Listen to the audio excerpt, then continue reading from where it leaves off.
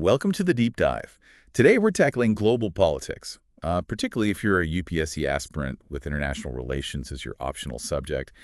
We're diving deep into all those theoretical lenses that help us understand the world around us. Yeah. The frameworks can take you from what's going on to okay, I see the bigger picture now. Yeah, we're giving you the decoder ring to global politics. Yeah. And we're using this core academic text that explores all these different frameworks. I see. So if you're listening, think about this. Why is it even important to have these different lenses? I mean, can't we just look at the world as it is without all the theory? Well, imagine trying to understand something complex like the situation in Ukraine.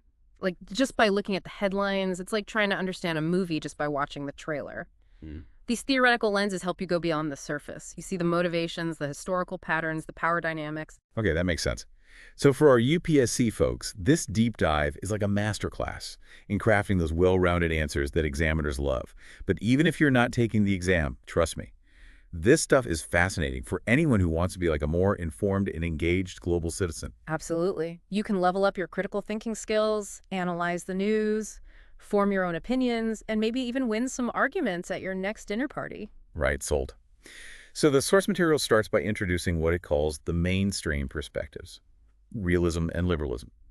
Why are those considered mainstream, and what do they have in common?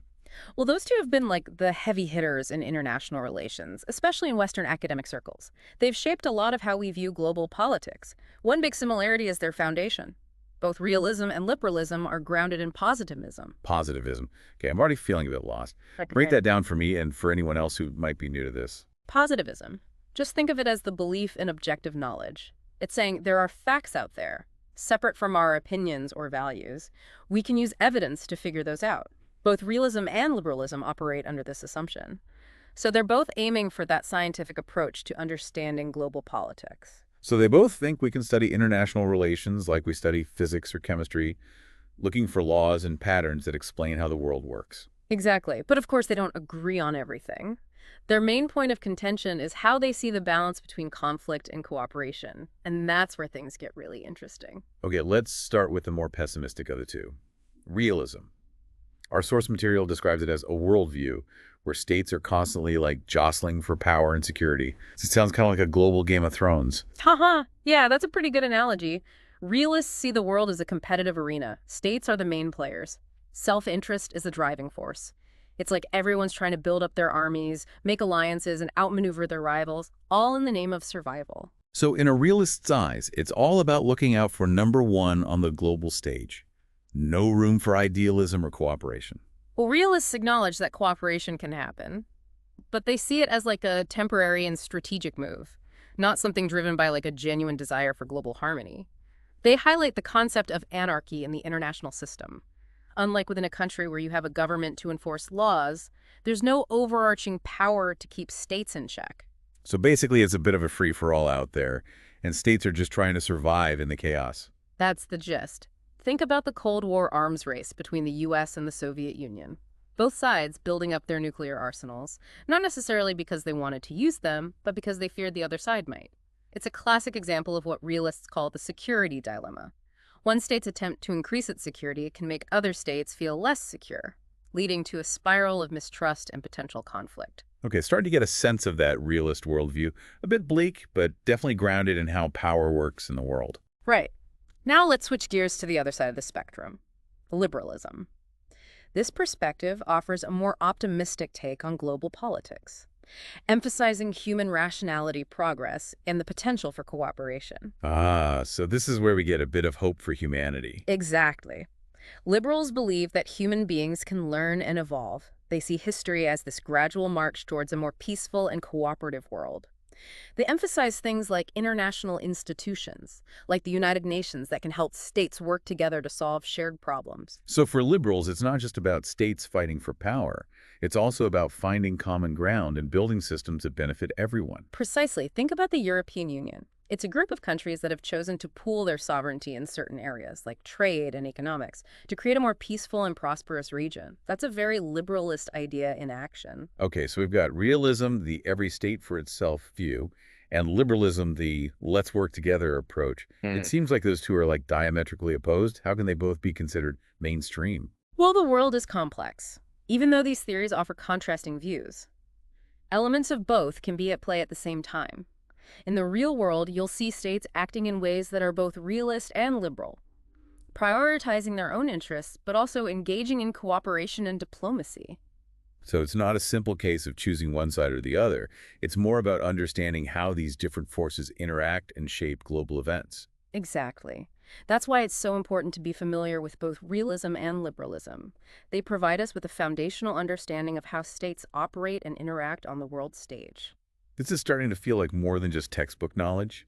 I can see how these lenses could be really helpful for analyzing real-world events, especially for our UPSC aspirants who need to demonstrate a deep understanding of international relations. Absolutely, and that's just the beginning. There's a whole world of critical perspectives out there that challenge some of the assumptions of both realism and liberalism. Ooh, this is where it gets even juicier. From what I'm seeing in the source material, these critical perspectives seem to offer some really different ways of seeing the world. We're talking neo-Marxism, social constructivism, post-structuralism. The list is on. You got it.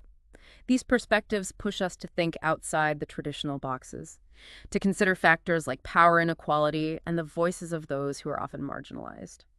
All right, I'm hooked. We're going to take a quick break, but when we come back, we'll dive deep into these critical perspectives and see how they can help us make sense of the complexities of global politics.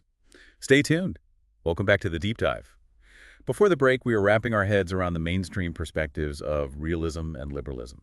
You know, those classic ways of looking at global politics. But now it's time to shake things up a bit.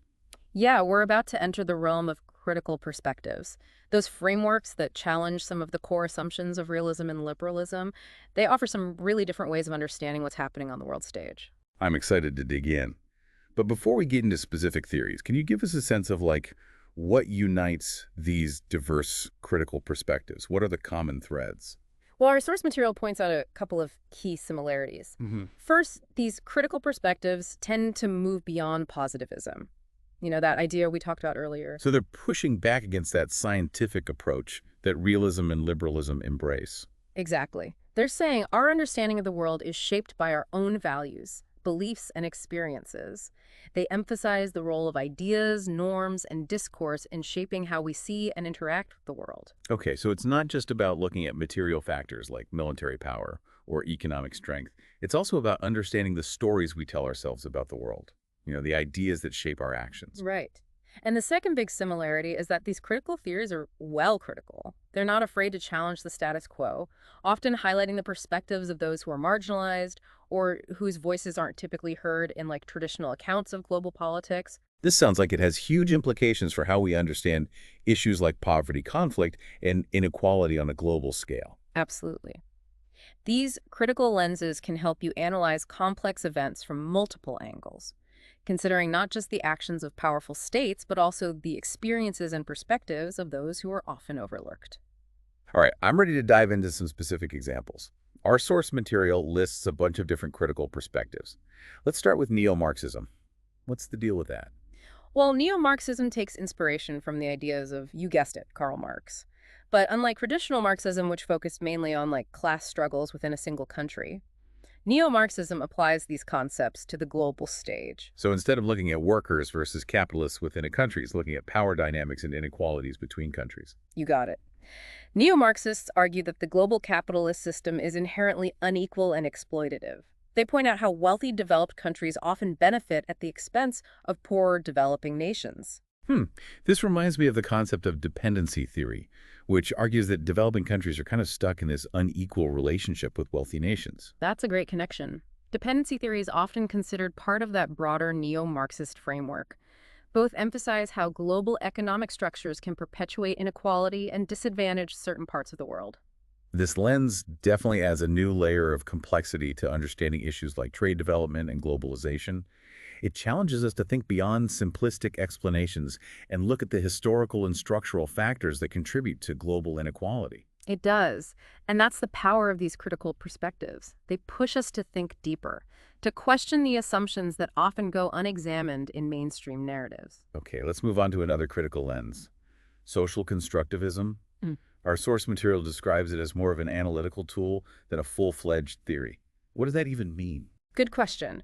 Social constructivism is all about how ideas, norms, and identities shape how we understand and interact in the world. It argues that even in international relations, reality isn't just out there waiting to be discovered. It's actively constructed through our shared understandings and interactions. So instead of assuming the world is objective and fixed, social constructivists are saying we actually play a role in creating the world we live in. Precisely. Think about the concept of sovereignty.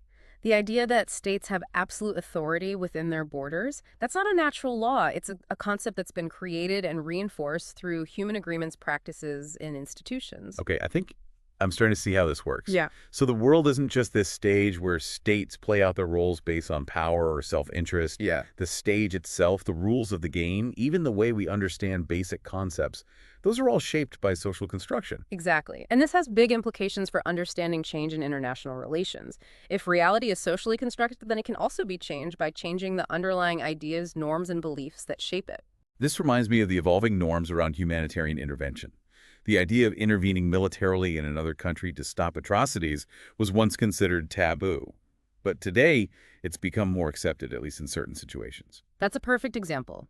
Social constructivists would argue that this shift happened because of changes in how we understand sovereignty, human rights, and the responsibility to protect populations from harm.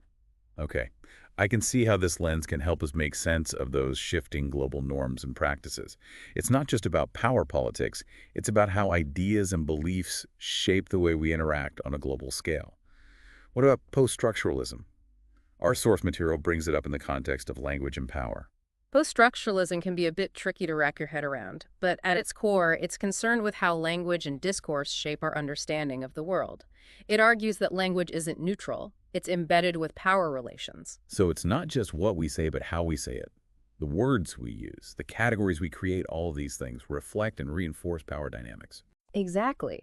Post-structuralists are interested in deconstructing the language we use in international relations, looking for those hidden assumptions and power relations that underlie seemingly neutral concepts. Can you give us a concrete example of how this might play out in global politics? Think about the concept of development. Post-structuralists might argue that the way we talk about development often reflects a Western-centric view of progress, implicitly positioning certain countries as developed and others as underdeveloped. This kind of language not only reflects existing power imbalances, but it can actually help to perpetuate them. So it's not just about achieving economic growth or improving living standards. It's about how we frame the whole issue, the language we use, and the power dynamics that language reinforces. You got it. Post-structuralism encourages us to be critical of the language and categories we use in international relations, recognizing that they're not neutral, they reflect and shape power relationships. Wow, we've covered a lot of ground already. It's amazing to see how these critical perspectives offer new ways of analyzing global politics, going beyond the traditional focus on states and power. Right, and we're not done yet. We still have a few more critical lenses to explore: feminism, post-colonialism, and green politics. Each of these offers unique insights and challenges us to think about the world in new ways. All right, I'm ready for more. Let's dive into those remaining critical perspectives. Welcome back to the Deep Dive. We've been talking about these different ways of understanding global politics, from realism and liberalism to those more critical lenses like neo-Marxism, social constructivism, and post-structuralism. Yeah, we've covered a lot of ground. Now it's time to explore the remaining critical perspectives like feminism, post-colonialism, and green politics. Each of these offers unique insights and challenges us to see the world in new ways. I'm especially curious about the feminist perspective. Our source material mentions how feminist theories challenge those masculinist assumptions that underpin traditional approaches to international relations. Yeah. What does that mean? Well, think about it. Traditional theories, especially realism, focus on state power, military strength, and competition for resources. They see conflict and security in very narrow terms, which some might argue reflects a traditionally masculine worldview. So feminist theories are saying that the way we think about global politics is often influenced by gendered assumptions and biases. Exactly. Feminist scholars argue that these traditional approaches overlook the experiences and perspectives of women and other marginalized groups. What about cooperation? What about the impact of conflict on civilians, particularly women and children? How does gender shape power dynamics within and between states? Okay, that makes sense. It's like we're missing half the picture if we only focus on those traditional state-centric views of power and security. Right. For example, think about the role of women in conflict resolution and peace building. Traditionally, these areas have been seen as the domain of men, but feminist scholars highlight the crucial roles women play in peace processes, especially at the grassroots level. They often have a different understanding of the conflict and are more invested in finding sustainable solutions. It's like we're limiting our options for achieving peace and security if we ignore those voices and perspectives. Exactly. And this is just one example of how feminist theories can help us see global politics in a new light. It's not just about advocating for women's rights, it's about fundamentally challenging those underlying assumptions and power structures that shape how we see and interact with the world. Okay, let's move on to postcolonialism. Hmm. Our source material says that postcolonial perspectives examine the lasting legacies of colonialism. Yeah. What are some of those legacies, and how do they continue to shape global politics today? Well, post-colonialism emerged as a response to the historical experience of European colonialism and its impact on the world. It critiques the ways in which Western powers dominated and exploited non-Western societies, and it looks at how those power dynamics continue to play out even after formal colonial rule has ended. So it's not just about the historical period of colonialism. It's about understanding how those colonial relationships continue to shape the world today. Exactly. Post-colonial scholars argue that Western dominance is often perpetuated through economic relationships, cultural influence, and control over knowledge production. Unequal trade agreements, the dominance of Western media and cultural products, and the ways in which Western perspectives often dominate in academic disciplines and international institutions. This reminds me of the concept of Orientalism. It argues that Western representations of the East often distort and essentialize Eastern cultures, reinforcing Western power and justifying colonial domination. You're exactly right. Orientalism is a key concept in post-colonial studies. It highlights how knowledge and representation are often intertwined with power. Post-colonialism encourages us to decolonize our thinking, to question the assumptions and biases that shape our understanding of the world, especially when it comes to the relationship between the West and the rest. It seems like this lens could be really helpful for understanding issues like global inequality development and the ongoing struggles for self-determination in formerly colonized countries. Absolutely. Post-colonialism provides a really valuable framework for understanding those historical and ongoing power dynamics that shape so much of global politics. Okay, we got one more to go. Green politics. What's the focus here? Green politics, also known as ecologism, has really gained traction in recent decades. With the growing concerns about climate change, pollution, and resource depletion, it challenges that human-centric view of the world, arguing that we need to fundamentally rethink our relationship with nature. So it's not just about protecting the environment, but about recognizing that we're part of this interconnected ecosystem and that our actions have consequences. Exactly. Green politics critiques traditional economic models that prioritize growth and consumption, often at the expense of the environment. It calls for a more sustainable approach to development, one that takes into account the long-term health of the planet and the well-being of all living things. It seems like this perspective is more relevant than ever given the scale of the environmental challenges we're facing. It really is. Green politics provides a vital lens for understanding these challenges and for finding solutions that are both environmentally sound and socially just. What a fascinating and thought-provoking journey this has been. We've gone from realism and liberalism to feminism, postcolonialism, and green politics. And I hope you, our listener, are starting to see how these different lenses can change the way you understand global politics, seeing beyond the headlines and grasping those complex dynamics at play. Absolutely. Whether you're a UPSC aspirant getting ready for those exams, or just someone who wants to be more informed and engaged, understanding these perspectives is key for making sense of the world. It's about asking those critical questions, considering different points of view, and recognizing that there's no one right answer when it comes to understanding something as complex as global politics. Exactly. So as you continue to explore and learn about the world, remember to ask yourself, which lens am I using to understand this situation? Are there other perspectives that might offer a different interpretation? Maybe those different lenses will help you see the world in a whole new way. That's the power of knowledge. And that's what the deep dive is all about. Thanks for joining us on this intellectual adventure. Don't forget to like and subscribe to stay tuned for more deep dives into fascinating topics. Until next time, keep exploring, keep questioning, and keep diving deep.